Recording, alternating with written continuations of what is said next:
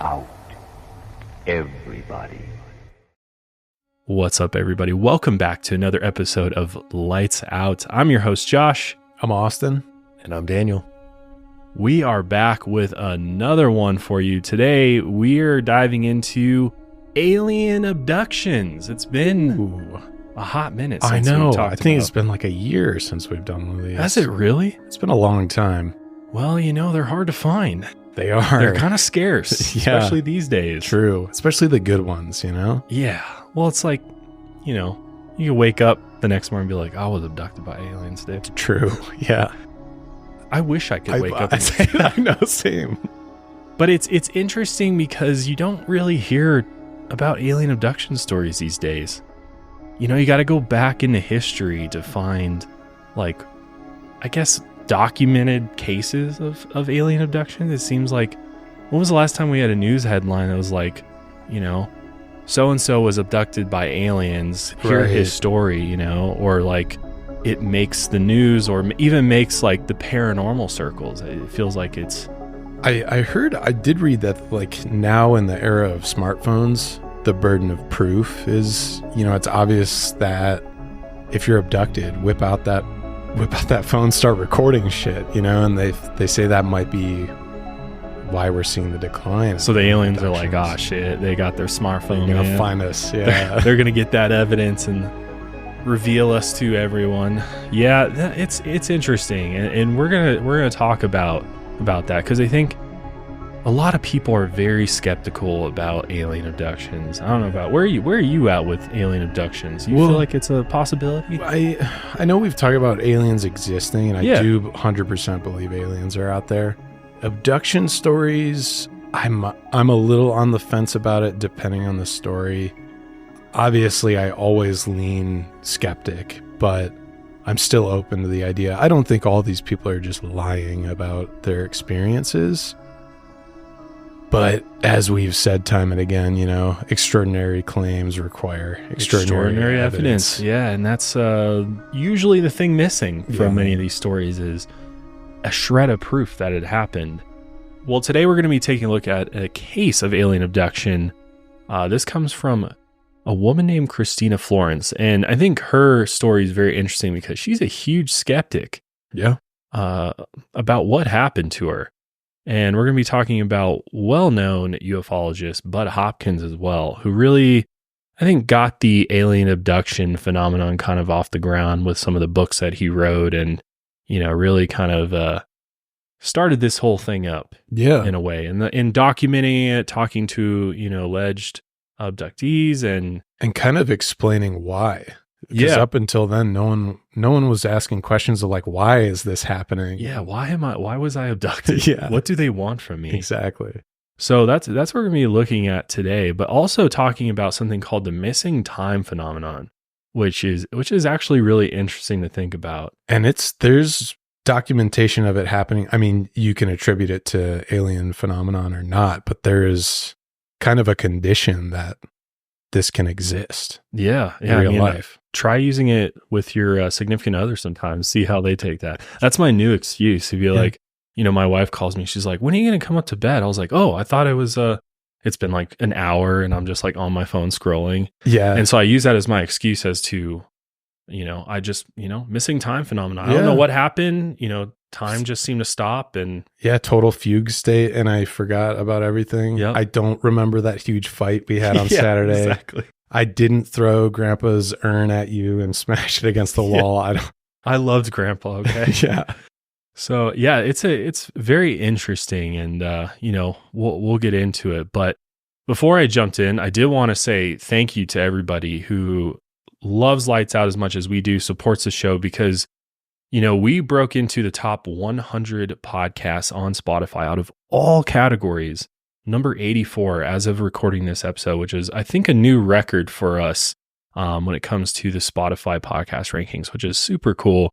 Number 13 in true crime, which is super dope. I mean, for a show like this to, you know, do as well as it has and to register and just be so loved by all of you has been amazing. I mean, we're just, you know, so over the moon about it. And, you know, we're constantly like dude, did you see we went up in the rankings? And I don't know, it makes us feel good. It's a good reminder that like you guys are out there. No offense, but sometimes we sit here and we do this. We're in this kind of enclosed room. I kind of forget there's so many listeners out there, but yeah, it's growing by the day. You know, it's just really, really cool to see. Maybe it's the new sign. I don't know. Yeah, that's it. Something's working right. And I mean, for a show, especially like ours, where I feel like, you know, we go into a lot of different topics that most other true crime shows, you know, don't really go into, like today's episode, going into alien abductee story and, you know, a lot of these kind of occult stories that we get into. It's just really cool. It's, you know, this is like our interest. We all love, you know, learning about this stuff, talking about this stuff. And it's so cool to see how many of you out there and people of all walks of life. I meet people out in the world and I'm like, they're like, oh, I'm a huge Lights Out fan. I'm like, what?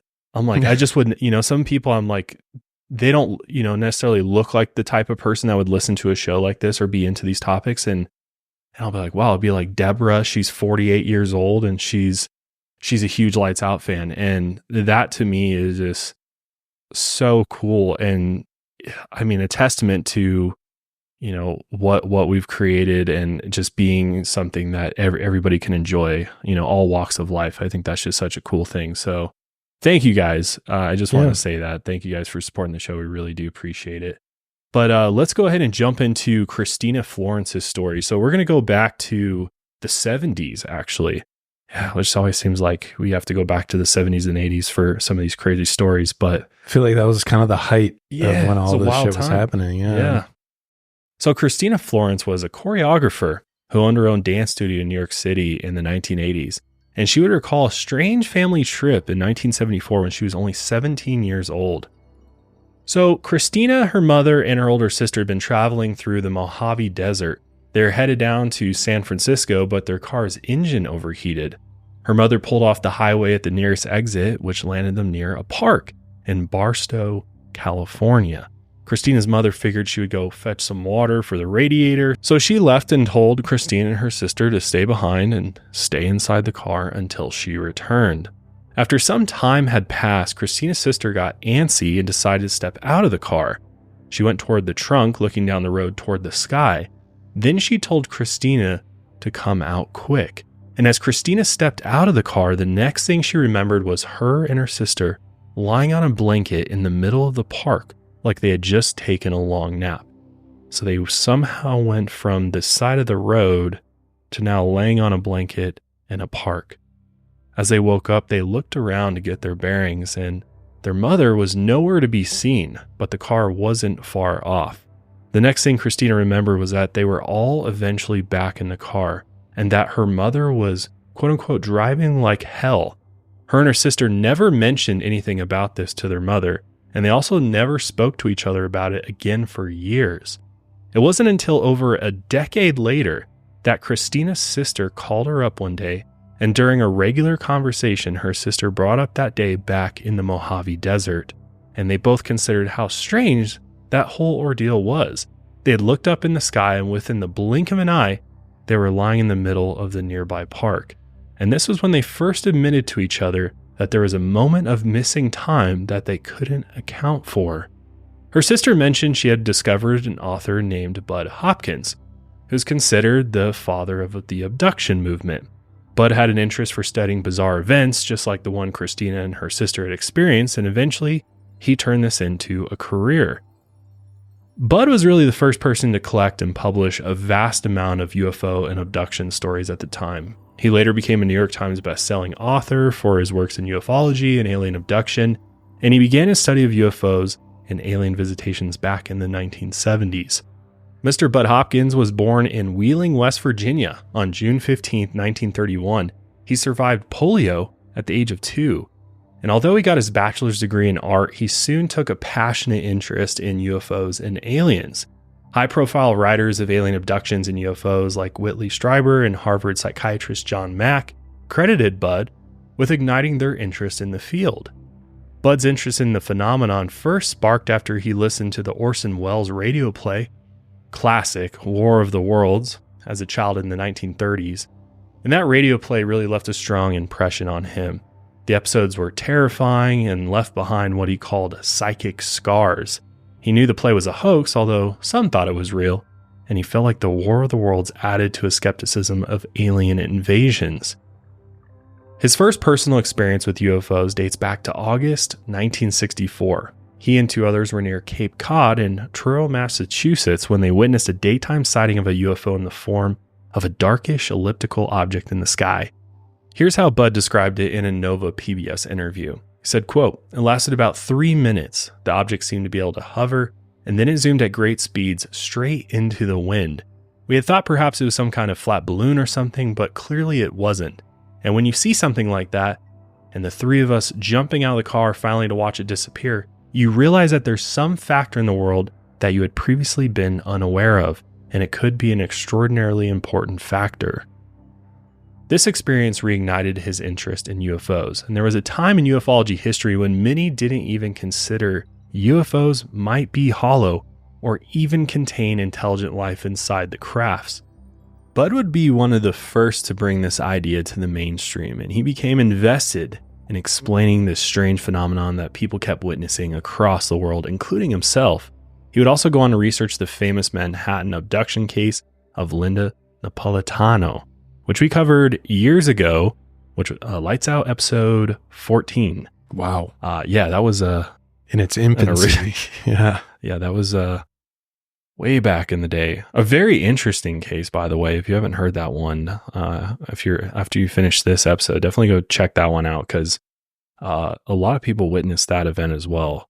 Very, very strange. But in his research, Budd began diving into manned UFOs, potential abductions, and common phenomenons like missing time. His rise in popularity in the study of alien abduction is how Kristina's sister found out about him. So reluctantly, Kristina eventually contacted Budd in an attempt to explain what happened in the Mojave back in 1979. But the problem was, as we mentioned before, she was a skeptic. Genuinely, she had no interest in UFOs, aliens, or even finding out what really happened. It took some time to start giving into the idea that something more could be at play, and she had to build up some courage to finally reach out to him. Budd then decided, just like most of his subjects, that regression hypnotherapy would be the first step in unlocking what had happened during the period of missing time. So regression hypnotherapy is a type of psychotherapy or talk therapy that basically guides people into remembering past events and traumas possibly buried in their subconscious or their unconscious. And we actually just recently talked about this on the Police Paranormal episode. Yeah, we did. Remember that one. It's also used in uncovering potential past lives, which is a common use for regression therapy. In 1986, Kristina underwent the hypnotherapy, and in her unlocked memory of the event, she recalled moments after getting out of the car. So if you remember, her sister got out, she looked up in the sky, saw something, she told Kristina to come and look as well. So now she's piecing together what happened after that. So she looked up in the sky and witnessed something she couldn't quite explain. Something floated in the sky above. She claimed it was made of silver and it glinted in the sunlight. Both of them raced back inside of the car out of fear, but a fear of what? They didn't really know, because they didn't know what was in the sky. Kristina's sister was so scared, she got into the front passenger seat and tried to crouch down underneath the dashboard. Kristina hopped into the driver's seat, cranked the keys in the ignition, but the car would not start.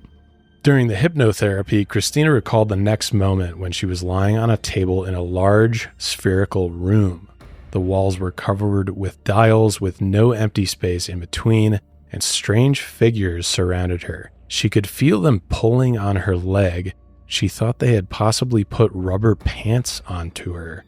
Above her was a large television screen, but it was flat. And if you know anything about the 70s, flat screen TVs, they wouldn't come out for a few more decades, basically up until then. The concept of a flat TV was only something you would see in science fiction. She then noticed the screen was moving freely around the table and it wasn't connected to anything. And it displayed three-dimensional shapes of her skull and her whole body. It seemed like the screen had also been taking pictures and x-rays of her body and then displaying them for all to see. The figures then eventually left the room and Kristina continued to lie on the table. She called out asking, where's my sister? And she then heard a disembodied voice telling her that her sister was safe. The dials on the wall then began turning out of control, and the next thing Kristina remembered was waking up on the blanket in the park in Barstow. So Susan Fox, a clinical psychologist and researcher of the missing time phenomenon, met with Kristina several times after this hypnotherapy session, and she backed up her story. She said Kristina was, quote, without a doubt, absolute, utterly, totally legit. She's a very trustworthy, very honest person. Apparently, Kristina was very upset after the regression hypnotherapy and finding out the truth. That would be quite a shocker, right? Pretty traumatizing to think that is what happened to you. But fortunately, she was able to move on with her life.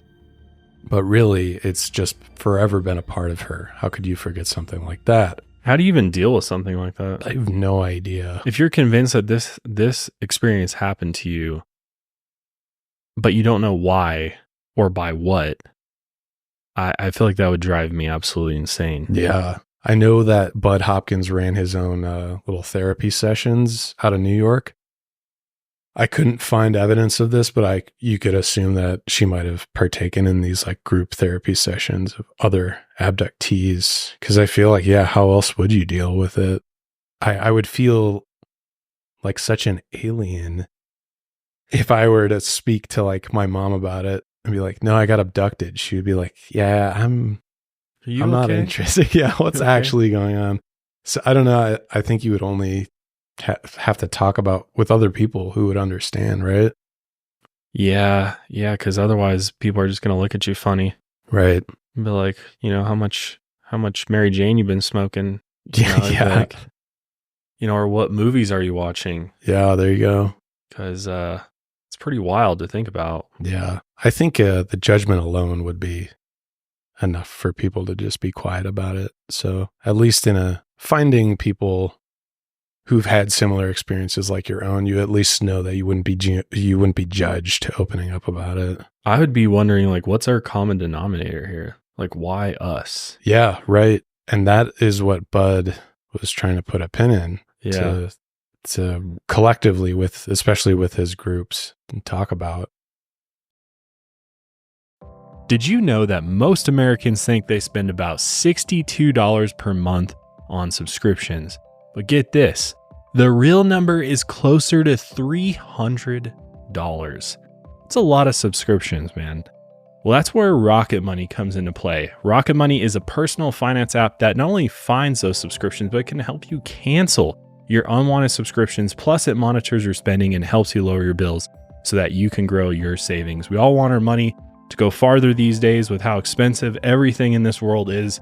You need every penny you can get. With Rocket Money, I have full control over my subscriptions and a clear view of my finances. I can see all my subscriptions in one place, and if I see something I don't want, Rocket Money can help me cancel it with a few taps.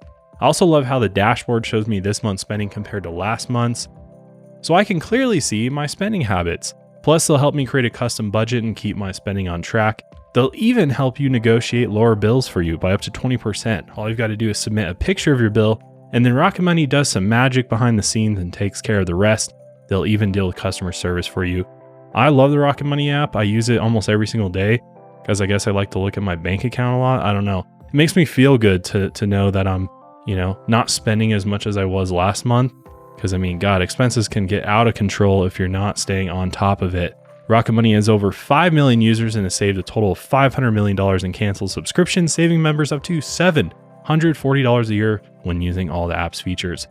So if you're tired of wasting money on subscriptions you've been paying for, or if you just want to get a better grip on your finances, then you got to get the Rocket Money app. Stop wasting money on things you don't use. Cancel your unwanted subscriptions by going to rocketmoney.com/lightsout. That's rocketmoney.com/lightsout. Make sure you use our link. Let them know we sent you at rocketmoney.com/lightsout.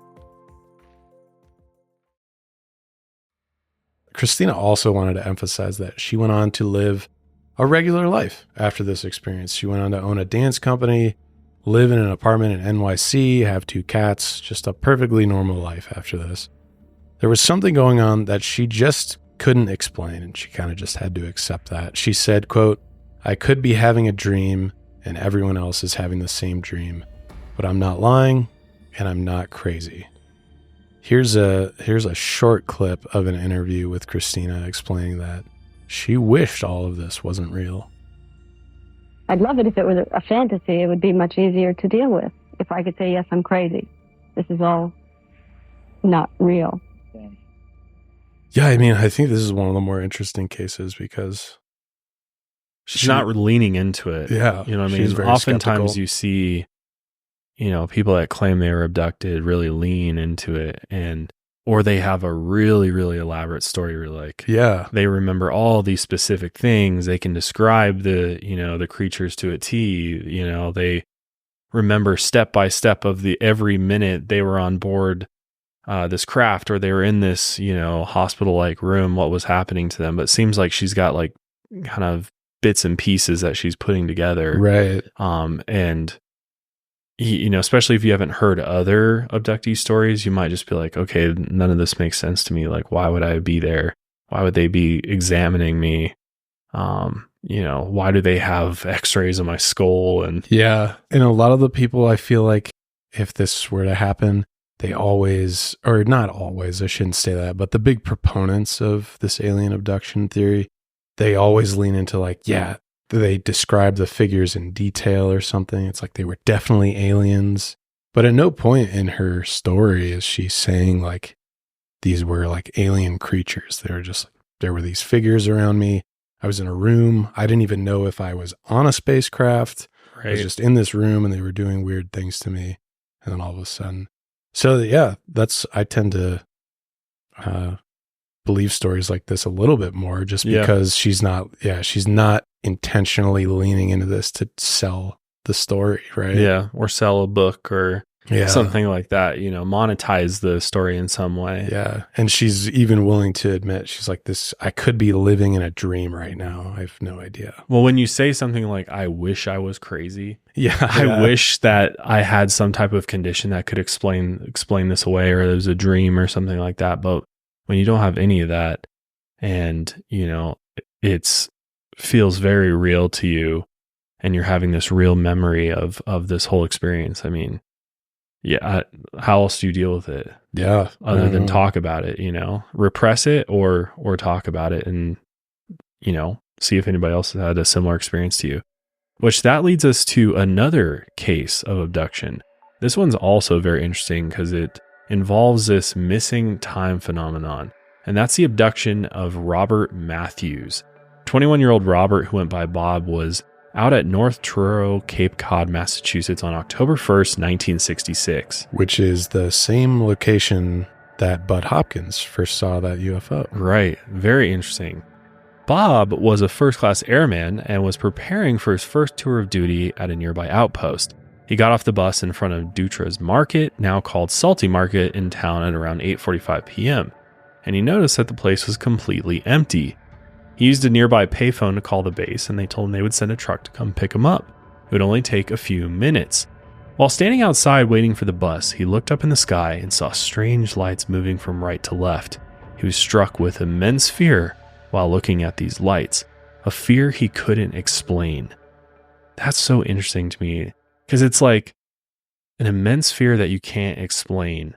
What does that mean? Does that mean you're seeing something so crazy that you're experiencing fear?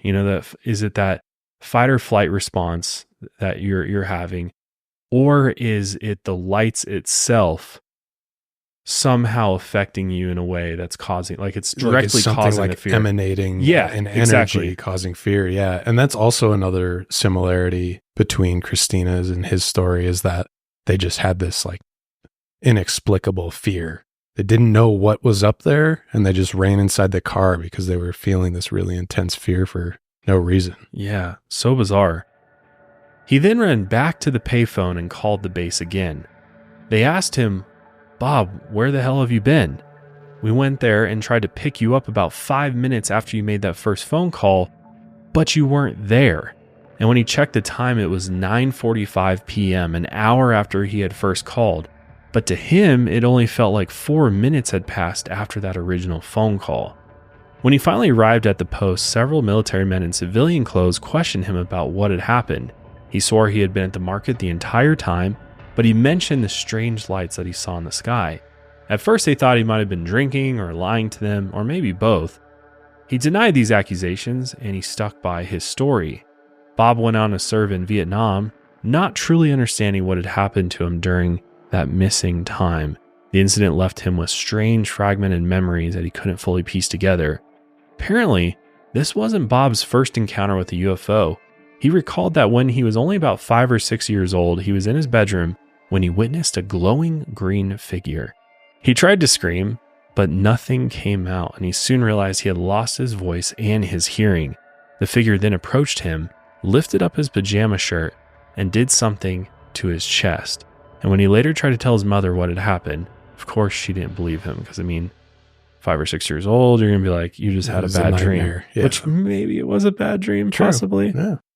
It kind of sounds like sleep paralysis a little bit. That has a heavy connection to a lot of these stories. It does. It does sound, can't scream, you're kind of frozen. Yeah. A lot of the same signs there. Seeing figures in the room. Right. Years later, he discovered the same book that Kristina and her sister had, Missing Time by Budd Hopkins, published in 1981. Bob was soon convinced that he had experienced the same thing that many others had. The glowing green figure on the cover of the book was nearly identical to the one he had seen in his bedroom all those years ago. And just like Kristina and her sister, Bob underwent hypnotic regression therapy. During his missing time as a 21-year-old, he recalled during the regression therapy session that he had been abducted by aliens. When he saw the lights, one of them, a red light, zoomed toward him. It then manifested into a ship landing in the sandy flat space that was the parking lot of Dutra's Market. A ramp extended and he found himself in what felt like a doctor's office, cold, antiseptic, and surrounded by 6 beings. These creatures then conducted strange experiments on him and also probed him. In later sessions, going back to Kristina Florence, she uncovered even more. She claimed she experienced what she called a dummy birth with the aliens, and the aliens showed her and a few other women a series of human babies, and the aliens claimed these babies were their own children. So the question soon became, why? What purpose did these beings have for abducting random humans like Kristina and Bob from planet Earth? If you knew nothing, wipe your mind clean of alien abduction theories and stories and everything, what would be your first guess on why we would be abducted? Because they want to join us. They want to live here with us. So it's like they're maybe trying to bridge some communication. Yeah, show us that they're better parents than we are. Maybe they want to fill all the nanny jobs that, Oh, shit. Can you imagine? That'd be terrifying. What if one day all the nannies just stole all the babies in the world and then gone? Yeah, that'd be a different story.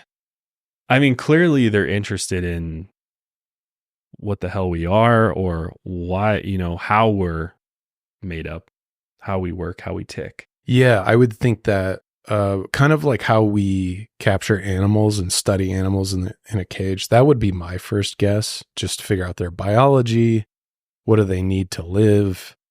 Why are they the way they are? What are these organs doing? Why are they so stupid? Why are they so dumb? Yeah. Why do they work jobs and 9 to 5, treat each other like shit? Yeah. Well, they'll never answer those questions, unfortunately. No. They'll never figure it out because we can't figure it out either. No, we'll probably destroy ourselves before they can figure it out. No. They're like, maybe they're just like, maybe that we have something that they want. There's a lot of very interesting theories around this whole idea. I heard one that's kind of interesting, and I first heard this from Tom DeLonge, actually. Really? Oh, I know he's big into aliens. Yeah, he's basically a ufologist at this point. Yeah. I mean, he's done a ton of research over the years, but quite a pivot in career trajectory. Right. From punk rock to aliens. Yeah. I actually kind of feel like it kind of... Yeah, there might be some connection there. Yeah. Because it is very punk rock is kind of government skepticism. Yeah. It's kind of built into that. Aliens are kind of anti-human, you know, Yeah. kind of like suspicious. Well, he brought up this theory of why, you know, obviously it could be genetics or something, maybe, which is like we're decaying creatures. You know what I mean? The minute we're born, we begin decaying. It's like the minute we don't grow, it's like plucking an apple. Yeah, literally. We're just on the way out. We start rotting, you know, the minute we're born, which is terrible. I shouldn't even say that, honestly. Yeah, do you tell that to Holly? No, night? She's you're a beautiful flower that's blooming. But all flowers die too. True. But it's it's like, damn. It's just one of those days. Yeah, you know? I feel you. I feel like we're just a rotting flower at the end of the day, right? We're just just like roadkill. You know?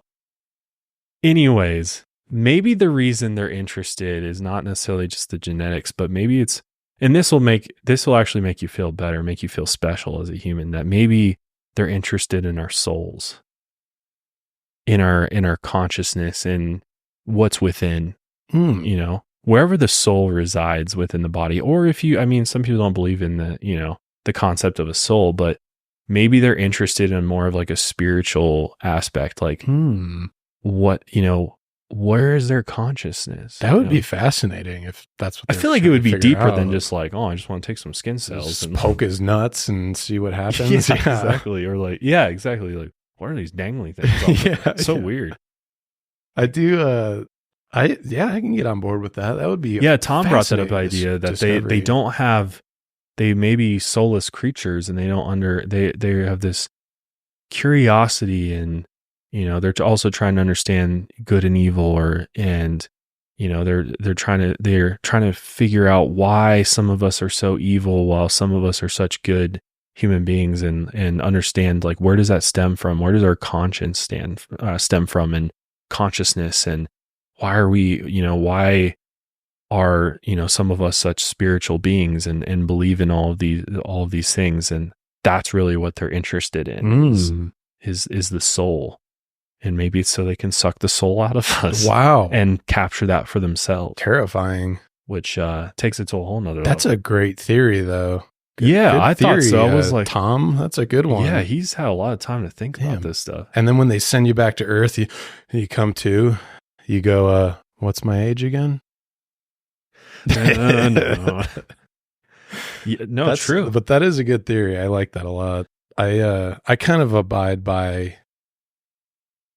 I love the book. We probably all read this in high school. Slaughterhouse-Five. Kurt Vonnegut. Oh yeah, it's been a while. Yeah. But yeah, I mean, that's a lot of metaphors and stuff, and it's about war, his time in World War II. But I like this idea where they abduct him and then they just put him in a cage like an animal in a zoo, and the aliens just come by like, what is that? Yeah, the zoo theory. Kind of just like fascinating. We're just fascinating creatures to them, and they just want to kind of point and look. We're just a tourist attraction. Yeah. Just a giant zoo. Which that's what we do to animals on Earth, right? So who's to say they're not kind of doing the same thing to us? The zoo theory is pretty interesting. Yeah. Yeah, and every once in a while they show themselves or show their craft or whatever it is. But going back to this idea of like why, why are these aliens interested in us? And Budd Hopkins was pretty confident that the ultimate reason was reproduction, which I think makes sense. It seems like a very basic hypothesis. If you ask me, it's like, we'll abduct a female, abduct a male, compare the two together, and what's different about them? The reproductive organs are different. And, this whole idea of eugenics, that they're performing a form of it because they're trying to save a declining race by crossbreeding. That's like, I've heard this one so many times that the aliens are just trying to crossbreed us with their own DNA. Probably heard it so many times because Budd Hopkins was kind of the first to propose it. It's just been reiterated a million times. There's a million spins on it. Yeah. And I can see that to some extent, but at the same time, I'm like, if you have beings that are either technologically so advanced that they're traversing the universe at, light speed, or, traveling through wormholes and black holes. It's like, really? They need us? Right. Yeah. Homo sapiens are pretty young in the grand scheme of the universe, right? Like, yeah. Our present form hasn't been around that long in comparison to the rest of the universe. Right. So you're saying, like, if they already have this technology, why wouldn't they have figured out the infertility problem or something like that by then? Or like, I hear cloning thrown around a lot, especially as it pertains to the gray aliens, like your classic alien, the big head, big eyes, that those guys are all just clones. That got their heads just got messed up in the process. Well, no, that's just what they look like, but they've just cloned each other, and they don't need us to reproduce. So they just clone themselves, and then because they don't have souls, it doesn't matter. They're almost like, almost like cyborgs in a way. Like they're just kind of these soulless creatures that don't. Do you think if a cloned human was out there somewhere in the world, they don't have a soul? I would believe that. Based on my beliefs, I would have to say, yeah, if a human was cloned, they would have no soul. And that's a scary human. Because can you clone the soul? Like if you, look at, we've cloned animals. And from what I've seen, when you clone an animal, you're not cloning, the personality is not getting cloned to the next animal. There's a couple famous people that have cloned their dogs and stuff. And they're different dogs, same DNA, but just they don't act the same. They're like I would totally never, different dog. I would never. I mean, no offense to people who do that, but I would never want to clone Jerry. I know that the personality would just be gone. And imagine looking at a dog that looks exactly like Jerry, but it's not your dog. Differently, yeah. And it's like a complete pain in the ass and pees on everything, and you hate it. You're like, it looks like Jerry, and like imagine if Jerry was gone. Because a lot of people not a lot of people, some people will clone their dog because their dog's going to die. And then they have the clone. And that's just, that whole concept to me is I'm good on pretty that. wiggy. I don't want to do it. But I think the Empire would want to have a word with you about their clone troopers not having souls. Also, that's great propaganda for the Jedi Council. It's like, we can kill all these clone troopers. They don't have souls. We're good. I don't mean to be that guy, but the Empire didn't have clone troopers. They had stormtroopers. God. The Star Wars guy coming in hot with the I was about to call him out for that, Danny, because I was like, clone trooper, bro, you're talking about the wrong faction here. Clone troopers. The clone troopers are actual humans, right? The clone troopers are clones. The stormtroopers are recruits from around the galaxy. So who controlled the clone troopers? Technically, the Republic. Because then Order 66 came in. Yeah. Palpatine really was in control the whole time. But yes, politically speaking, the Republic was in control of the clones. Gotcha. God, so did the clones have souls? Yes. Actually, in the lore, they did. Damn, that's crazy. Yeah. So they figured out the technology to clone the soul along with it. So, and they were all cloned. I hope I get this bit of lore correct. Correct me if I'm wrong here, but is it they're all cloned from Jango Fett, correct? Yes, that's right, because they all look like him, huh? Yeah. Got that one right. Yeah. Well, there's your 2-minute Star Wars lesson for today, as it pertains to clones versus stormtroopers. But going back to Budd Hopkins here, let's talk a little bit more about what Kristina thought about this whole theory. And her thoughts were that she disagreed with this theory. And even though that this was becoming very, very popular among ufologists at the time, these beings Budd believed were most likely interested in testing human reproductive capabilities by extracting sperm and eggs from human bodies. Budd theorizes that their focus was possibly an ongoing genetic experiment, and the people abducted were involuntary victims. The beings only saw humans as specimens in a grand experiment. Which is like, why, if they need the DNA, it's like, do they want like the living cells? Because couldn't they just go to like a graveyard or something and like get a bunch of like DNA from people that are already deceased. That's true. I think it's specifically they wanted the live sperm, yeah, the real swimmers. No, yeah, they want the live ones. Okay. He also noticed these beings' descriptions were pretty similar across many of the cases he covered. They spoke surprisingly good English, if they spoke at all. They were short, bug-eyed, thin-lipped, and gray-skinned. The classic that we all love. That's in pretty much every alien film you've ever seen before. Other popular alien abduction stories in the 80s were similar to Kristina's, but others detailed how their experiments involved violent and invasive procedures. Some included assault, physical penetration, pregnancy tests, and the extraction of sperm, eggs, and or fetuses. That's horrific. That's gnarly, man. Is there a case of somebody's fetus being pulled out of them during a missing time? I hope not. Yeah, I would probably hope investigators look at that one a little closer, because there's probably some type of logical explanation for that. But that would be. Could you imagine? Your pregnant wife wakes up one morning, the fetus has been removed, gone, and there's no evidence that that'd be devastating for one. But if you had to like chalk that up to an alien abduction, or she was like, yeah, I was abducted by aliens last night, that would be tough. My theory for some of those would be, if they did exist, if they woke up one day, they'd be like, oh, it's gone. I don't know what happened. And the husband's like, what the hell? And the woman's like, I think I was abducted by aliens. Here's this elaborate story. Maybe she's covering up. She's like, I've actually wanted an abortion for so long. True. And I know you're going to be angry as all hell, and I'm scared of you. So I'm going to make up this story to be a little deceitful, to be safe. I think that's a valid possibility where that could apply.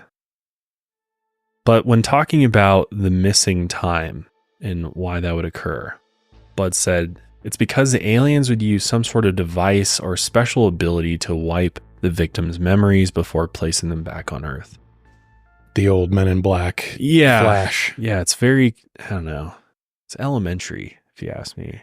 And I mean, this is the first like guy theorizing these things. So it's now, decades later, it seems like, we've heard this so many times. Yeah, maybe that's why. Yeah. It just doesn't seem that like, and maybe that's why people are so skeptical now. Like, this just all sounds so elementary. Yeah. And it's been overdone at this point. True.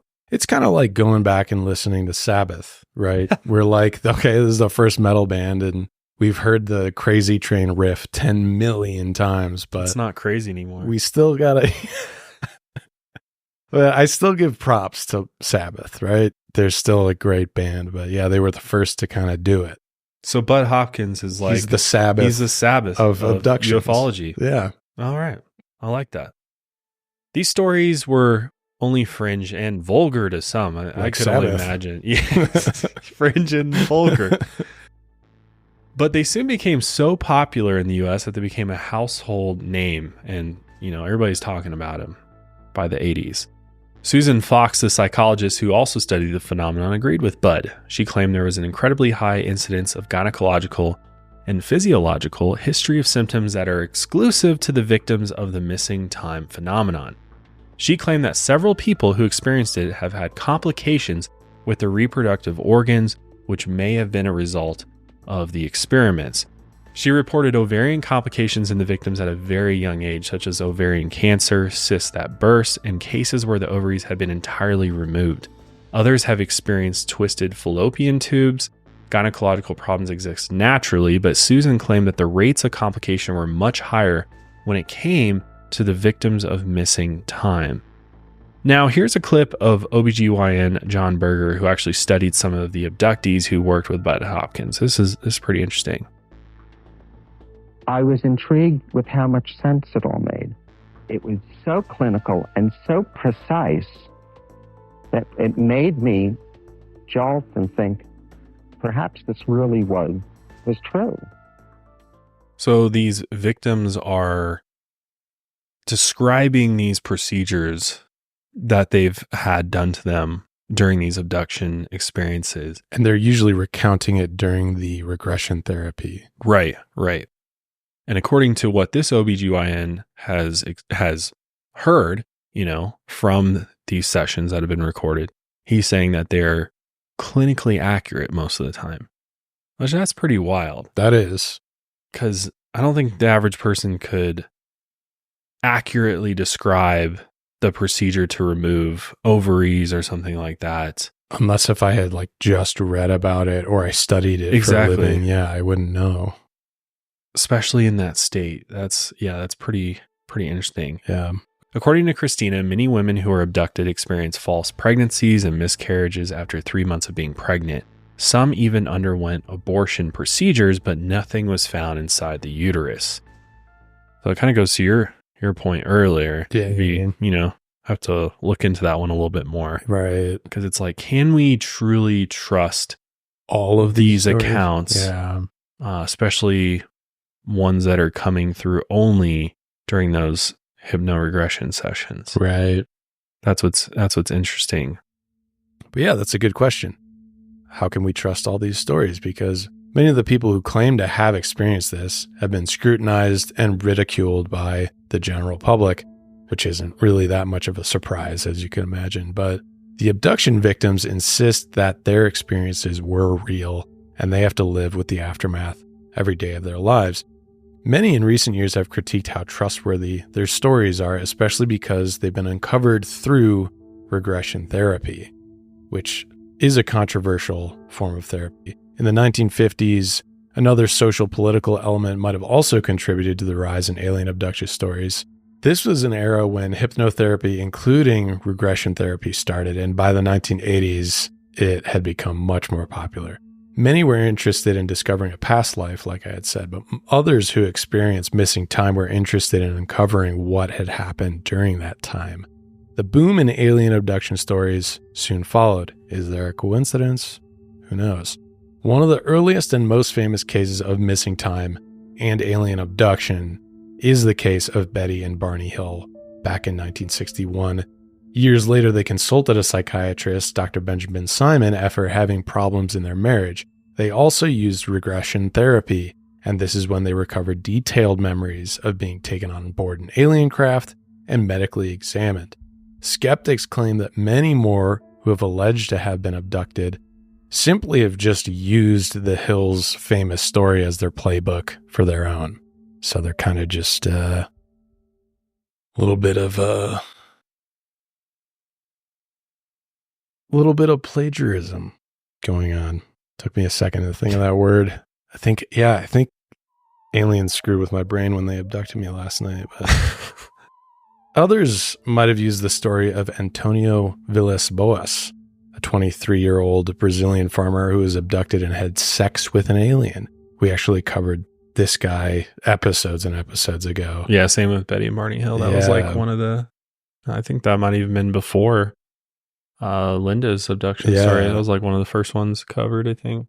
Skeptics have also pointed out that regression therapy is still a controversial practice, and there's only so much research surrounding its use since the 1990s. It's been generally accepted that regression therapy leads to false memories. Remember, that's generally accepted. Some people still think it's perfectly fine. The big critique, though, is that if someone wants to remember something badly enough, they'll simply recreate it in their mind, or their subconscious or unconscious will manifest a false memory. It simply just isn't a reliable tool for uncovering the truth, which, I mean, you can go either way on that, because it's like, is any of our memories the truth? You know? Is our reality even true? Right. So like, yeah, I don't think anybody's memory is like the truth. It's not physical evidence, right? So, but how would we ever be able to get evidence to back memory? This up? Yeah. Oh, yeah. With these cases specifically, you mean? Yeah, I don't know, and we will touch on physical evidence here in a little bit, but that is how would ultimate you ever? Question. How would you ever? It's like, how is this any different than a fortune teller, right? Or somebody who claims to be clairvoyant? Yeah. Or somebody who claims to remote view, or somebody who claims to be able to lucid dream, right. like those things are going to be the hardest to prove to somebody, because unless you were in their brain experiencing it with them, there's no way, unless you could take screenshots, print them out. Hey, maybe Neuralink. Maybe Neuralink. That'll be the one really great use. You could print them out. It downloads it from your brain. But then maybe that's why abductions have declined. They're like, oh shit, they're getting like brain readers in here. They're getting close to plugging their brain into the computer. It's all over. Yep. But I mean, some of that evidence, which we'll get into later, it's like marks on the skin, abrasions, implants, where spaceships have potentially taken off from the planet, like scorch marks, things like that. But we'll get into that a little bit later. But here is a clip of Dr. Martin Reiser's take on Budd Hopkins abduction victims on an episode of 2020. And also we'll segue into Budd Hopkins defending his practices. 2020 found an expert too, Dr. Martin Reiser, a psychologist and hypnosis consultant with the Los Angeles Police Department. Grandpa? He pointed out that hypnosis is not a lie detector, that under hypnosis, a subject can believe something is true that is not. We asked him to review some tapes of Budd Hopkins' hypnosis sessions with Chris and Connie. Does Budd Hopkins seem to be exerting undue influence on his people? I think that what he really communicates to the subject is, yes, these things do happen, and what you're experiencing is very common. And I think in that respect, it communicates to the individual that there's no question that these things exist. These cases are so outrageous and the person feels so uncomfortable talking about them that unless you assure that person by your manner that you believe them, you will not get the story. I think that much of what was felt and perceived by these two subjects could be explained in rational, reasonable ways that don't have to involve UFOs or UFO experiences. For instance?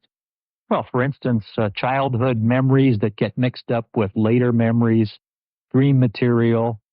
You've now written 2 books on the subject. Do you consider yourself an unbiased investigator? I'm one of the few who actually has the information to be objective. That's tough, though. I think Budd makes a, decent case. That if you don't present those ideas, they won't feel comfortable opening to them. Right. But then on the flip side, it's like, is this just suggestibility? Are you kind of planting those ideas? Yeah.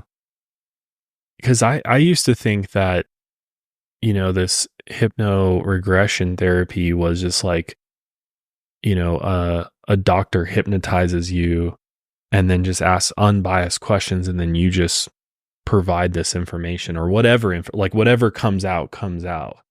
And when you watch Budd do it, he kind of walks you through, kind of like holds your hand as you walk through these memories. And, he kind of prompts you with different things. And, I don't know if we've talked about this on the show or just privately, but the whole idea of, mediums, this idea of, cold, what's it called? Cold readings. Yeah. Cold reading.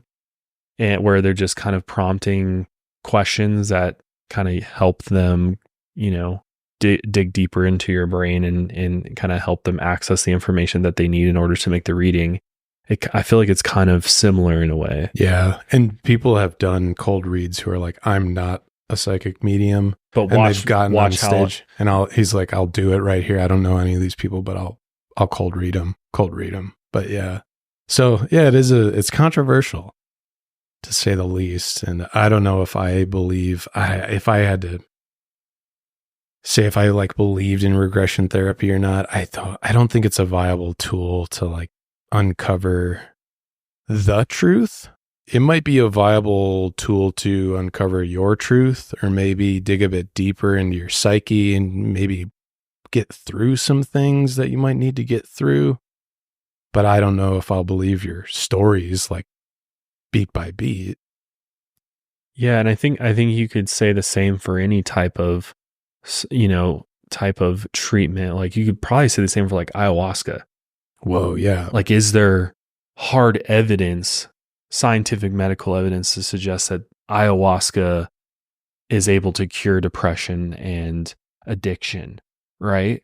I don't think there is, but there's based on data and evidence and people's experiences, ayahuasca has helped them overcome these things. Right. So, but it's like, how on earth are we ever going to be able to like scientifically test with evidence the validity of ayahuasca? Right. Right. All we know is that, well, they've been doing it for thousands of years, and it seems to have most of the time I've heard some people have absolutely terrifying, where it made things way worse. Mother ayahuasca was not so nice to them. And so that's what's so interesting about it, is because whenever you talk about, it's really consciousness, right? You're dealing with something that we have no fucking clue about still to this day. Like, science cannot explain consciousness. So how on earth are we supposed to say it's right or wrong or true or not? Working or not, if we have no way, we don't even know what the fuck it is. Yeah, it seems like a very subjective and just kind of depends on the patient. Right. So is it fair for us to be like, these people are all making this shit up? Right, yeah. And this is not what happened, and laugh at them and be like, yeah, you're just lying. Yeah, why are you lying about this? Or you're just loony, or you know what I mean? Yeah. Like that's what's tough about it, is I think it's such a personal thing that like, I feel like it's a little ignorant to be like, no, it's all bullshit. Exactly. You know what I mean? I agree. That's why I'm like, hey, this is your truth. Who am I to say that you're a liar? This could be, Yeah, and maybe one day we'll all be proven, wrong about this, and like, this is actually legitimate. Or, aliens finally come out and they're like, yeah, we've been abducting you guys for years, dumbasses. You didn't think we were real? Like, yeah, on a smaller scale. I mean, I think I've said this before. I had a professor back in college who underwent hypnotic therapy, and they used to smoke cigarettes, and they were terrified of airplanes, and they went through hypnotherapy, and they stopped smoking cigarettes, and they were not afraid of planes anymore. So I'm like, who am I to say that this isn't working? It clearly worked for this person. Right. So maybe it won't work for me, but I don't know. Just like ayahuasca doesn't work for everybody. Exactly. You know what I mean? I'm not willing. I don't think I'm willing to gamble on that one. I'm a bit too scared that it'll go south. Yeah. Really? I that's definitely on my bucket list. But I want to do it like with the shaman. Yes, and everything. I want to go to the Amazon. I want to shit in a bucket. I want to vomit in the same bucket. Yeah, exactly. And just lie in my purging. Yeah, I want to purge, and I want to meet Mother Ayahuasca. Yeah. I don't know what it'll do for me. That's what I'm curious about. Is like, what would that experience do for me? I don't know. Would it make me feel better? And I think it's kind of that quest for, the mysteries of the universe and life, of like, I think those types of experiences just give you a whole other perspective on really reality and like, what's going on there. Is it just your brain, crazy shit going on in your brain, and your brain's just trying to make sense of this substance you just put in your body and it's reacting with the neurons, or is it actually allowing you to see another realm, another dimension or something like that? Yeah. And I think the same case could be made for aliens. Like, is it oftentimes abductees, like we talked about with Chris Bledsoe, it was a very spiritual experience for him. And it seemed like he was having an experience with some type of celestial being or something. And it was like, he was getting glimpses. Angels. Angels. Yeah. It was like wild. So I think the best thing you do is just be open and just be like, it hasn't happened to me, so I can't really give my 2 cents on it. Right. I'm open to it. Individual perception. Yeah. Perception is very fragile, and it changes from person to person. So it's good to have an open mind. Hell, maybe we both need to go try it. Try it out. Ayahuasca or getting abducted, because I'm not sure I want to try either. Or hypnotic regression therapy. I would be down to do that. Would be interesting. Some regression therapy. But it's like, what would we dig into? I don't know. I don't have any missing time. Maybe we could try and do like a past lives experience. Yeah, see if we can uncover any past life. Yeah, I'd be cool with Maybe that. We should see if we can get somebody on the show. Do it live on the show. Yeah. Maybe hypnotherapy, it'll get me to stop smoking airplanes and stop being afraid of cigarettes.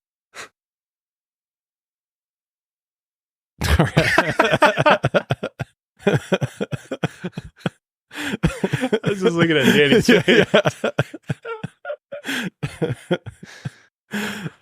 Woo, yeah. Don't quit your day job.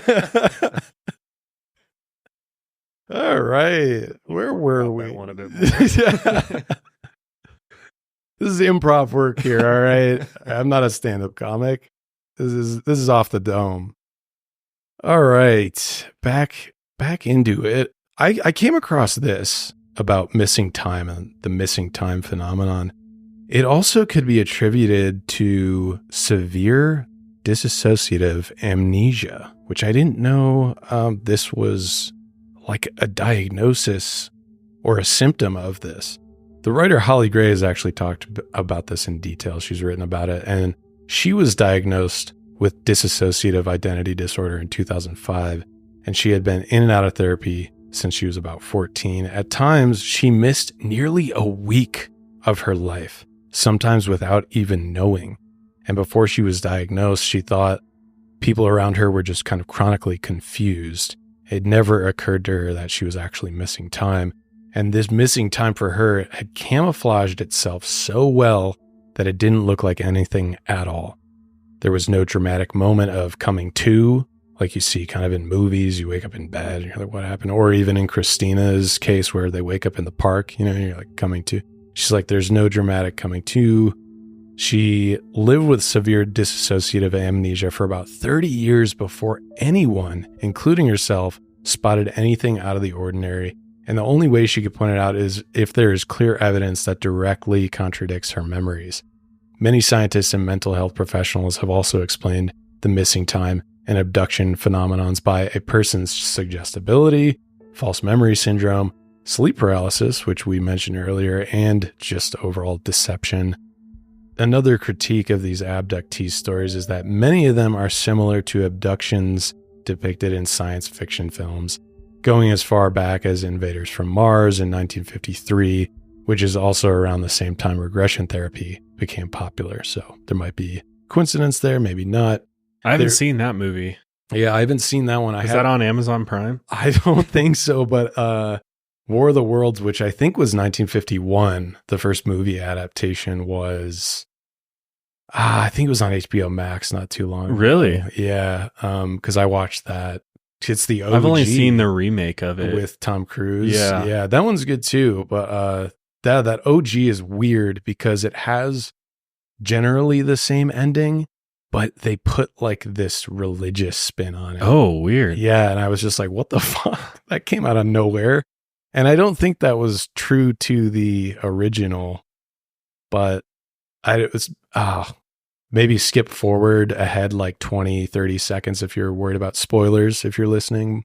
But yeah, so they find out that the aliens, when they come to Earth, it's the pathogens. Like they just can't, they die off. Kind of like when we came into contact with indigenous people, like where our immune systems are different. So the aliens come down and they all die from the pathogens on the Earth, which is true to the original. But then in the 1951, the end, there's like this final quote. I can't remember it exactly, but it's like, God put these pathogens on the Earth to protect us from aliens. I was like, whoa, I don't remember that in the story. But maybe that's the only way that movie would have done well. It's because if they injected, they had God to like, in there. yeah, because it kind of like makes everybody leave the theater film. All right, yeah, right. God is protecting us. They're heading to church on Sunday. Yeah, like, thank you, Jesus, for putting these pathogens on the Earth. But that was kind of a curveball at the end of that. So I have seen that. That's 51, but I have not seen Invaders from Mars, but people credit this movie for a lot of the alien tropes. Yeah. So a quick synopsis, and you can skip even further ahead if you're worried about spoilers for Invaders from Mars. But in this movie, a young boy named David wakes up to a loud thunderstorm, and from his bedroom window, he sees a large flying saucer descending to the Earth. It disappears into a sandpit area behind his home. After David's father goes out to inspect the landing site, he comes back with a strange red puncture along the hairline on the back of his neck. He then begins behaving cold and hostile. It's later found out that the flying saucer was evidence of an invasion from the planet Mars. The Martians are depicted as having giant green heads with a humanoid face, a small green torso, and several arms encased in a transparent sphere. So besides that last descriptor, that tracks with a lot of alien depictions in these stories. The aliens, they can also use mind control and speak to each other telepathically, which is also a big trope you see in a lot of abduction or alien stories. A big battle ensues and something sets off a large explosion. David is suddenly returned back to his bed on the night of the thunderstorm. He runs to his parents' room, terrified. They tell him he was just having a bad dream, go back to sleep. But when he returns to his room, he looks out the same window and witnesses that same flying saucer, but this time it's taking off rather than landing. So if you watch that movie and many other movies around that time period, you can see how those alien tropes have really just been implemented. They're kind of like the Budd Hopkins. They're also the Sabbath of these alien stories. It's just set that groundwork for what's to come in the later decades. And it's only gotten way darker. Yeah. Way more violent since then. Super crazy. Even Budd Hopkins admitted that media attention had a way of, quote, contaminating the pool of subjects, but believed that he was able to tell the delusional and the real stories apart. I don't know if I believe him on that. That's something very difficult to do. But Budd Hopkins also wasn't without his controversies, which I think we should just go into a little bit. He's been called an alarmist, and he has always framed the abductees as victims, which I think is peculiar. Right? Yeah. It's assuming. He was very aggressive with that word, like, you are a victim. He would really emphasize that they were victims, even though some abductees, like we were just talking about Chris Bledsoe, he described his experience as something very spiritually positive, and that's not exclusive to Chris at all. Yeah, didn't he claim they healed medical ailments? Yeah, he had what was it? Crohn's disease. Yeah. He said they healed his Crohn's. But the more that story went on, the less it was one fell seemed off the like rails. like aliens, more like a divine intervention type of situation. Yeah, that was an insane episode. Highly recommend anyone go back to listen to that one. That's a wild story, because then it makes me, wonder about the theory out there amongst some evangelicals that aliens are just demons. Damn. That aliens are not from another planet. They're just straight on from demons. Hell. They're demons. Yeah. And so I feel like that, to me, fits a little bit more in Chris Bledsoe's story. Yeah. Rather than extraterrestrial visitors. That religious doctrine background. Playing into it. But Budd Hopkins even ran group therapy sessions, as I mentioned before, for these quote unquote victims in New York City. And it was pointed out that this is a great observation. He was not qualified to be a counselor. He was trained as an artist, and he has some decent artwork if you want to go check it out. But he was not a psychotherapist. He was not a social worker. He should not have been counseling people at the end of the day. But allegedly, he would also dismiss victims' real childhood traumas and solely focus on the abductions. So he was very adamant about staying on topic with the alien abductions. After coming under fire from skeptics, he then claimed they were similar to Holocaust deniers, which also left a stain on his legacy. That's crazy to compare the two. Yeah, he deserves to be canceled for that. Yeah, honestly, that's terrible take. Yeah. Terrible take. As for physical evidence, what we were talking about, Budd once claimed to have an x-ray of an alien nasal implant, but of course this has never been shown to the public. PBS Nova also offered abductees who worked with Budd Hopkins, who claimed to have implants, to undergo MRIs and radiological tests with the approval of a physician. And shocker, no one took them up on the offer. But even people who have been abducted or are proponents of the abduction theories also agree. They're just very straightforward about the lack of physical evidence for these stories. But they still believe that the truth lies somewhere in the consistency of the abductee stories. So there's people are even just like, look, we don't have any evidence. It's kind of just like faith at this point, that you just got to believe in these stories. Yeah, maybe the truth's even stranger than being abducted by aliens. Could be. I mean, I've heard other theories like the alien, because like you hear some stories where during the actual abduction, once they're brought on board or taken to whatever place they're taken to, there's a lot of times human figures there, which that is strange. Like there's the little aliens, but then there's also humans there. I'm just like, what the fuck is going on with that? And so there's also theories around what if the whole alien thing is all manufactured? Like it exists in fiction for a reason because it's used as a good cover up for something else that's going on, some rogue, black ops operation being run by the government. If I recall correctly, there was a declassified CIA document that stated that the CIA, I don't remember the time period. I want to say it was like it was either the 60s, 70s, 80s, was doing staged alien abductions in South America. I should look that up real quick. But damn. Yeah, CIA staged alien abduction. This caught my eye because I was like, whoa, that's fucking crazy. Like what if these abductions are happening, but they're staging it to look like an alien abduction, but it's not alien at all. It's actually humans abducting other humans, but they're as a smokescreen. Exactly. But honestly, what a great psyop, genius to do.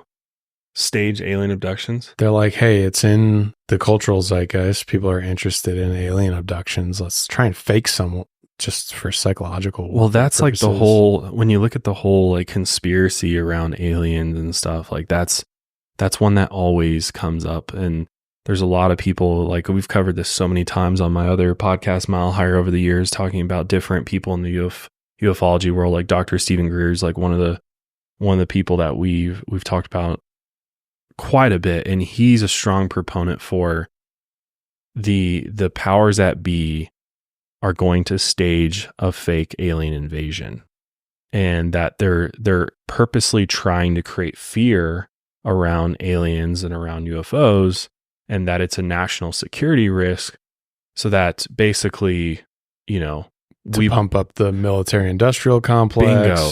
There we go. And our next major war will be war in space. And this was also right around the time that, we founded the Space Force.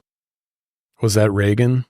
No, that was recent. Oh, was it? Yeah. Because didn't Reagan have that? He was like, it's called the Star Wars defense system that he was kind of proposing. That was, I don't know, it was some laser that could shoot down satellites or some shit like that. But the United States Space Force is another branch of the armed forces now, and that was established in 2019. And so when that all happened, it was like, well, why all of a sudden are we now creating a military branch dedicated to space? And that they say it's like because of enemy satellites and things like that. But if you look beyond that, is it because there's going to be some type of staged alien invasion or something along those lines, and kind of create fear around space and militarize it basically? Yeah, profit driven. Exactly. Get those numbers up.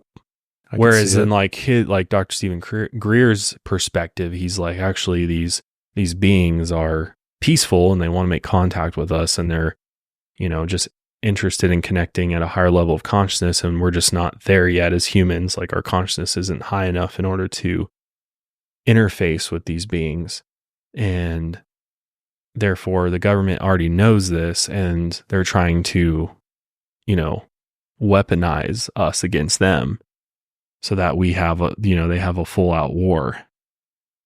So I don't know. I mean, that's a cool theory. Yeah. I like that theory. I mean, there's endless theories. Yeah. So many theories around the whole alien question. But going back to Budd Hopkins here for a minute, he claimed that there are countless victims of alien abductions across the world, just like Kristina Florence. And he claimed that 1 in 50 Americans have been abducted by aliens, but many don't even know it. 1 in 50? 1 in 50, dude. That means that's like someone we all know somebody who's been abducted. Yeah. Someone in your extended family has been abducted by an alien, essentially. I think a buddy who says he was, but really, yeah, I don't believe him, but I love him. That's wild though. 1 in 50? 1 in 50. Man, good odds. I want to be that one. I know. Aliens, if you can hear me, take me now. Well, it makes you wonder though, especially when talking about, paranormal activity where people have strange marks, scratches, and things like that. It makes you wonder if like that wasn't from a spirit or a demon or anything. That was an alien abduction. Damn. Like Joel. Honestly, that's what crazy. If that night? That's where he went. That's why he's not here. And they probed him. Yeah, he's gone. He's abducted. He's gone. That's how he left the show. No, shout out Joel. I just saw him. He's doing well, by the way. That's good. If anybody was wondering. But Budd argued the emotional distress, the consistency of the abductee stories, along with the physical marks of their experimentation, all contribute to his belief in what happened. Here's Budd being interviewed on 2020, talking about objectivity, bias, and the evidence. The idea of total objectivity is always a myth anyway, I think, for anyone. I'm not sitting there like a kind of a totally neutral surface against which everything is bouncing off. I do have some sort of obvious rapport with the person. Hi, Budd. Hopkins also points out that his investigations go beyond hypnosis, that he interviews friends and relatives and other witnesses, and even sends samples of earth and grass allegedly touched by alien craft to laboratories. He's even noted a connection among scars found on supposed UFO abductees. Theoretically, evidence of alien examinations and experiments. But Hopkins says he wouldn't be doing any of this if someone else, like the government, were. Remember, in 1969, the Air Force shut down the only publicized federal investigation into UFOs, Project Blue Book. But a number of documents obtained by government critics under the Freedom of Information Act suggest that investigations, not part of the Blue Book system, may have continued under such code names as MJ-12 and Project Aquarius. In a number of books and articles, critics have charged that the government is covering up UFO sightings and related information under the guise of national security. We asked the Air Force to comment on these charges. They refused. And while the controversy goes on, Budd Hopkins continues his independent investigations of those people who claim to have been abducted. These are suffering people. They're not crazy. Of course, what is at issue is whether the UFO abduction experiences are real. And my idea is that simply that the evidence is so powerful that someone has got to say, okay, I'll look into it, if not just to try to blow it out of the water. I think he has an educated take on objectivity. I appreciated that. Like he's like, I'm not just a mirror on a level surface he can bounce at off least of. Accepts that, he's like, yeah, of course I have some bias, like I know these people, I get to know them, and also I've dedicated my whole life pretty much to this topic. Yeah. So, and yeah, he's seen a lot of, as he calls, evidence and talked to a lot of, abductees. So it'd be, after you hear so many stories, like how are you supposed to wipe the slate clean? Right. Each time that you do this. Here's my thing is like, if you why not, rather than just Budd, doing these regression therapy sessions, why not get a couple different therapists that do it? Yeah. And have and do like a trial over a week and have the alleged abductee sit down with different therapists every day and see how the story changes or if it stays the same. He should have done that to begin with. He Yeah. should have been like, look, I am too invested in this. Yeah. So I clearly have a bias. Go to this psychiatrist or that psychiatrist and do a legit regression therapy session with somebody else. Maybe with who someone doesn't who know you. believe, Yeah. in aliens or whatever. Yeah. Exactly. Because that's the hard part of it is it's like, could he have been kind of coaching them along? Could he have been kind of planting things in there that people were grabbing onto? And then, oh yeah, that's right. I didn't even think about that before, but now that you mention it, yeah, there was a little gray alien there. It's kind of like reality TV and how it's not technically scripted, but they'll redo takes and the producers will be like, well, give us more of this angle or expand on this a little bit or lean into that. I could see him giving some direction there in their stories. Well, he has a reason to make this all work too, like he's best-selling New York Times bestseller list, Yeah. Off of this topic, which honestly, this whole thing is a little unethical if you ask me. You're over here talking about how this is like really hard. This is painful for these people. And yet you're pretty much like profiting off of it. Yeah. And promoting it by continuing to do it. Yeah. When if you were truly scientifically, really trying to investigate this issue, why wouldn't you, have the investigation done by other investigators or other therapists do the regression therapy sessions?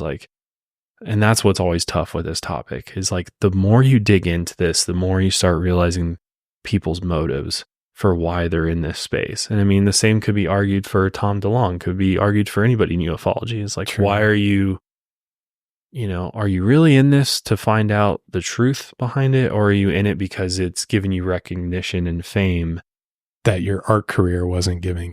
Right, exactly. And I think that's always a tough thing for people is like, is it about the issue or is it about you? And some ego behind it, some profit behind it.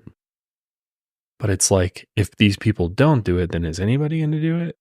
True. And I like how it always goes back to, well, the government should do something about it. I'm like, yeah, but I don't think anybody trusts the government at this point. Right. So, well, and he brought, in that clip too, was talking about how, the government, Project Blue Book, and that had ended. And, the government did lie and did cover up UFOs for a long, long time, just like they lied and covered up Area 51 for many, many years. And they finally, let the public know about that thanks to Bob Lazar. And then, obviously through, I will say to Tom DeLonge's credit and his company To the Stars, he kind of blew the whole case wide open when it comes to the UFO issue and, revealed that, no, they actually had a secret aerial phenomenon program that they were running in the Pentagon and stuff. And so, and that's all turned out to be true. So it's like, who can you trust on this issue anymore?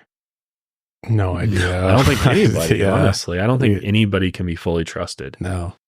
And that sucks because I love this topic and I want to believe that all this is real, that it's all true. But it's like, I've had to accept at this point in my life that I can only believe in what I've experienced myself personally. And if I want to 100% believe in something, I need to experience it personally. And until that happens, I can never be at that 100%, like all in. Yeah. How could you? Yeah. I think it's a leap of faith at the end of the day with a lot of these. And maybe that's okay. Maybe that's how it's supposed to be. Yeah.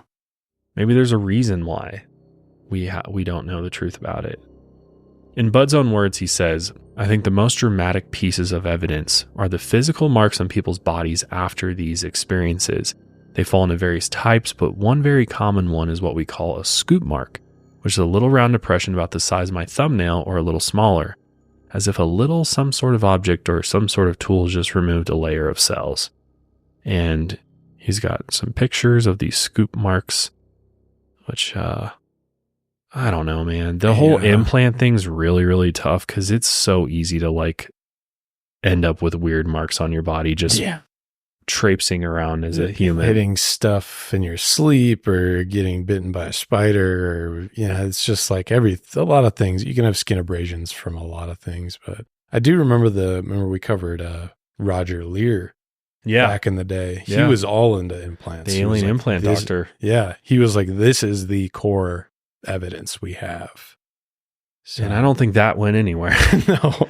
Unfortunately, after he passed, I don't think that whole thing went anywhere because I think it's all been relatively debunked at this point. Yeah. When they started looking at all the evidence that he supposedly gathered, and a lot of it was traced back to ordinary household objects and materials. And there was nothing that profound. Because he was claiming that the isotopes they were finding, certain metals were only ones you could find in space. And it was a little fabricated. And because it gave him notoriety, It's like, if you're the alien implant doctor, that's pretty sweet. It's a claim to fame. Yeah, that's pretty cool. So many also complained of implants that he believed were similar to animal tracking devices. He said, quote, "The weight of this evidence is so powerful now that even if I wished for the luxury of disbelief, it's not possible for me anymore." So it seems that Budd Hopkins is all in. He's all in. And no doubt he's not even been abducted yet. Yeah. Maybe he has. Maybe he's one of the 1 in 50 and he just doesn't know it yet. Yeah, true. And he says that's unfortunate. It would be, in a certain sense, life would be a lot simpler and nicer if this would somehow go away. Susan Fox added, "It can't make sense and it doesn't make sense. So we're stuck trying to make sense out of something that doesn't make sense." That didn't make sense. Okay. But that is no reason to dismiss it out of hand. Agreed. It doesn't make sense. Doesn't mean that we need to dismiss it completely. Many of these abductees, including Kristina Florence, have been desperate for answers. Budd Hopkins has been critical of scientists ignoring these issues, believing that the phenomena, like missing time and abductions, shouldn't be left to people like himself.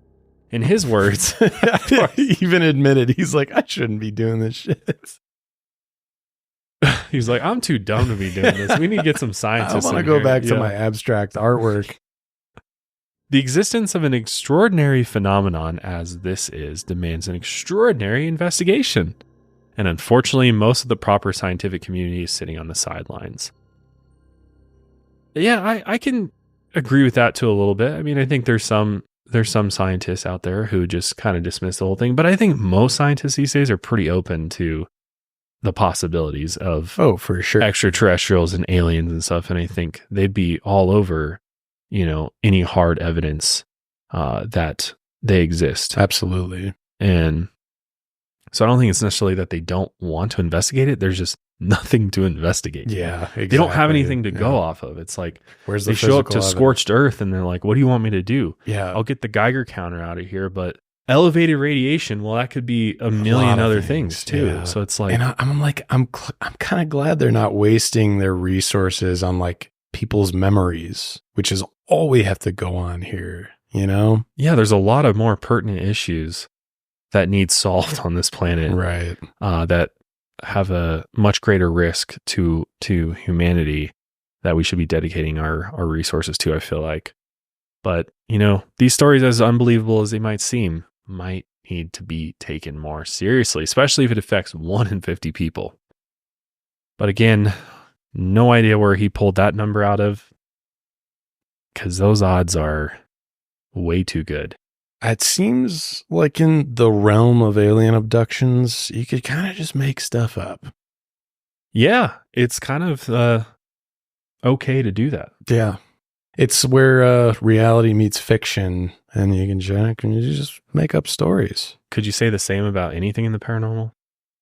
Yeah, I guess that is kind of true for everything. I don't know. I'm not saying everyone's a liar. I'm not saying that. I'm just saying it's, like I said, it's a leap of faith at the end of the day. You just either believe it or you don't, and there's no concrete evidence to say one way or the other. It's the whole argument of God, show me evidence of God. Well, there is none. That's why it's called faith, right? Right. It's like you're one way or the other, and that's okay. Or seeing is believing.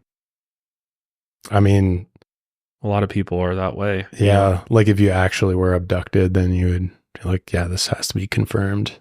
Yeah. Yeah. I remain open to the concept of alien abductions, because again, there's nothing to say that this 100% has never happened before, or that couldn't happen. Seems it could possibly happen. I think I struggle to understand the reasons why. I don't know that anything Budd, brought forward is enough to convince me based on his argument alone. I think the reproductive thing's a little weak. Yeah, it doesn't make sense. And then like even the alien implants and stuff, I'm like, if we're truly talking about extraterrestrials, beings from other parts of the universe, you're telling me that they're using a scooper to scoop cells out of our skin. These guys are communicating telepathically, and they have some primitive little spoon that they stick into your arm and scoop out some cells. I'm like, it just doesn't add up. It's like, talking about this crazy piece of technology, and then they're using primitive little tools that we came up with here on Earth, basically to scoop or they're doing experiments the same way that we would do them as humans, you know what I mean, to implant something, or using, like, why would they then use materials that can be detected by our X-ray machines and our, radiographs? Like, why wouldn't they have some type of technology that would be completely invisible to any technology that we have? Yeah, no, those are all great points. And it's like looking through the lens of 1970s, 1980s, maybe that's as far as their creativity kind of went with these theories. But now with the advancement of technology, we can think way further than Budd Hopkins could at the time, right? It's like we were still putting lead in our gas for a while. Exactly. Like looking back to the 1980s, it's like, yeah, we were doing technologically, we just weren't there yet in a lot of respects. So I don't know. Maybe he's onto something, but they just kind of fall flat, especially looking back from 2024. It kind of just doesn't. Well, really it's like, how many alien abduction stories have been out there in the last 20 years even? I don't even know if I can count one. Yeah. I think maybe it was like Chris Bledsoe. When was his technically? I thought it was early 2000s. I could be wrong. And I have a hard time even attributing. I know. I have my own thoughts and feelings on that. But it's like, seriously, how come like so many of these stories are not happening anymore? Is it just people aren't talking about it because they're really worried about being ridiculed for talking about it? Maybe. I know you can probably go on YouTube and type in alien abduction story, and there's probably like 30 different videos on there. Yeah. But it's like so many of those are like, just like there's 100 different people on YouTube who claim to be time travelers, and I'm like, okay, I'm one of them. Yeah. I'm like, dude, I don't know. It's just like, it's sad to me because it's like, it's something that I feel like should be taken more seriously. This idea that we're not alone in the universe. That question is one that I think every human being wants an answer to, of like, what other kind of life is out there? Is it intelligent? Is it not intelligent? Is it something that we could never perceive with the naked eye, or are aliens somehow, all around us and we just can't perceive them through our, 5 senses, and it's just invisible to us at this point. Right. Is the paranormal activity actually aliens? I mean, there's so many questions. Yeah. And I think it just shows like we're still so primitive as a species that, I mean, we still are so unevolved compared to possibly other forms of life in the universe. And it'll be a long time before we figure it out, until we start traversing the universe ourselves. Will it be at that point that we actually find the proof? I think this whole idea of like aliens landing on the White House lawn, I don't know if that's ever going to happen, Some Independence Day shit. Yeah. It's like, will that ever happen? Yeah. I don't know. It could be like, we've mentioned Neil deGrasse Tyson.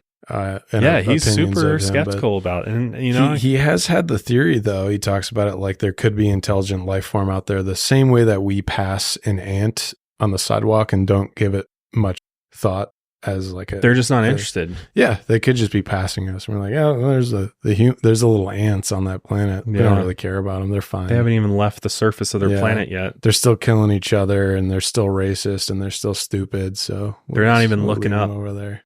They're looking down. Yeah, looking down at looking at their phones. Yeah. They can't look up enough to see us flying around the skies because they're glued to TikTok all day. Dummies. Before we go, though, I want to hear Danny's perspective on alien abductions. Come on, man. Where do you stand on the issue? I want to preface this by saying that I do believe aliens exist. I think it's just, statistically speaking, there's got to be some other form of life out there, whether or not it's intelligent or not. I don't know. That being said, 1 in 50 is absolute bullshit. No. We would all know an abductee at that point. Yeah. I have a really hard time believing in alien abductions, especially for people like this, when they claim that these stories and these memories are factual evidence and it's hard evidence, because it's not. I mean, even Austin said that, and correct me if I'm wrong, but you said that certain witnesses statements shouldn't be held up in court just because the mind can kind of play tricks on our memories. So with that being said, something like this, I think that still stands. I got kicked off of jury duty for that exact reason. Yeah. Well, one was alien abduction? One was because I told them I was a true crime podcaster, and they were like, "Fuck, we gotta get this Last guy out guy of we here." want on our jury. And then they kept me on for a while. I wasn't in the 12, but I was in like prepping to get into the 12.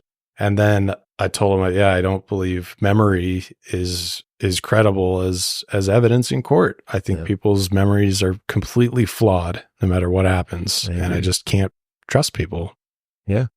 And then on top of that, I do need to see something to believe. The little marks on their arms is not enough for me to believe they're tracking devices. Show me the tracking device.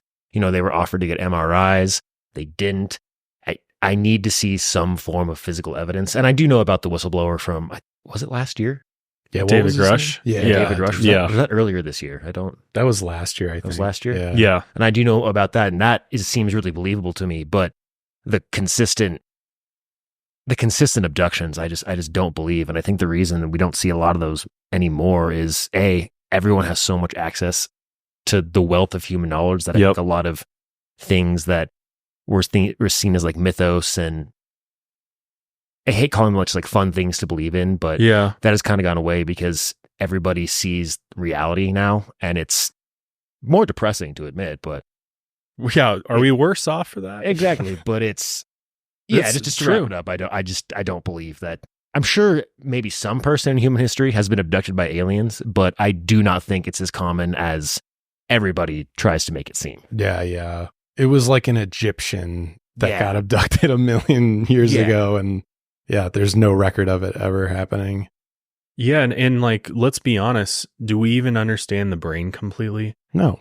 Like, what other types of unexplained phenomena can the brain induce that we haven't even discovered yet? I mean, I go back to, like, as far as Kristina Florence goes, I go back to the dissociative amnesia. Yeah. Because you look at that, and although that is very rare, I think it's like 1.8%. Super rare, yeah. Super rare, but to me, that almost makes more sense. You know what I mean? Because there's actual clinical studies and data to back that up. Yeah. And I like, to Danny's point, I think the mind is very, very powerful, and it can play all kinds of tricks on you. And it also has so many ways that it can fail. Reading through her account of that was more scary to me than any of the alien abduction stories. I'm like, that is you lose a week of time. The missing time phenomenon, that's crazy. That's terrifying. Yeah. That would, especially imagine living alone and that happens to you, and like your calendar's marked and you're like, wait, what day is it? And you have no idea what just happened during that time. Yeah, that would be terrifying. So and like, maybe it's something that we haven't discovered yet. Maybe there is an explanation for this missing time phenomenon. We just don't know what it is yet. Science hasn't been able to explain it yet. And it has nothing to do with extraterrestrials whatsoever. It's just been kind of connected loosely, via Budd Hopkins. Yeah. And, maybe it's something completely different. So yeah, I don't know, man. It's a real, mind stumper, man. And definitely, you can sit around for hours and go around and around and just like think of different theories and explanations for it. But I think the best part about Budd Hopkins is his name. Can we bring back the first name Budd? It's Budd? Yeah, Budd. Sounds like a guy. He carries a pistol on his belt. Hey, Budd. No, the just worst reminds thing. Me of marijuana now. The worst thing about him, which I do want to reiterate, that man compared not believing in aliens to like Holocaust deniers. And I can't get over it. That's over the top. Yeah. Man. That's just like, that just shows your real true intentions. If you ask me, like when you go that far and you take something as serious and completely factual as that event, and try to then connect it to your work on the study of, alien abductions, like that's disgusting. You lose I'm all out. credibility. Yeah, at that I'm point. good. I don't want to read any of your books. It's insulting. Absolutely. It is. It's completely fucked up. So yeah. Fuck you. Yeah. But anyways. Also, Budd Hopkins did pass away, I think, in 2011. But yeah, fuck you, Budd Hopkins. It was fucked up. Yeah, it's completely messed up. But yeah, we want to know your thoughts on this one. I'm sure you guys will have plenty of thoughts on. What's your thoughts on alien abductions? Do you think where do you stand on the belief scale? Are you all in? That definitely happens, or are you kind of with us, where it's like, yeah, we're open to it. Maybe somebody in history has been abducted by aliens. Yeah. Or have you been abducted? Or just straight up, you got a story? Know someone? Yeah, that could be wild. Hit us up in the comments and tell us your story. Definitely. But yeah, if you enjoyed this episode of Lights Out, we'd greatly appreciate it if you subscribe or follow or whatever platform you're enjoying the show on. We greatly appreciate it. Leave us some comment feedbacks down below, but that's going to be it for us today. We're going to go attempt to get abducted by aliens. Or maybe just hypnosis, regression therapy. Maybe we'll start there. Maybe we've already been abducted. There And you we need to figure out what happened to us and figure out why we are the way that we are. If we want to know. Impossible. But we'll catch you guys next week. Until then, lights out, everybody.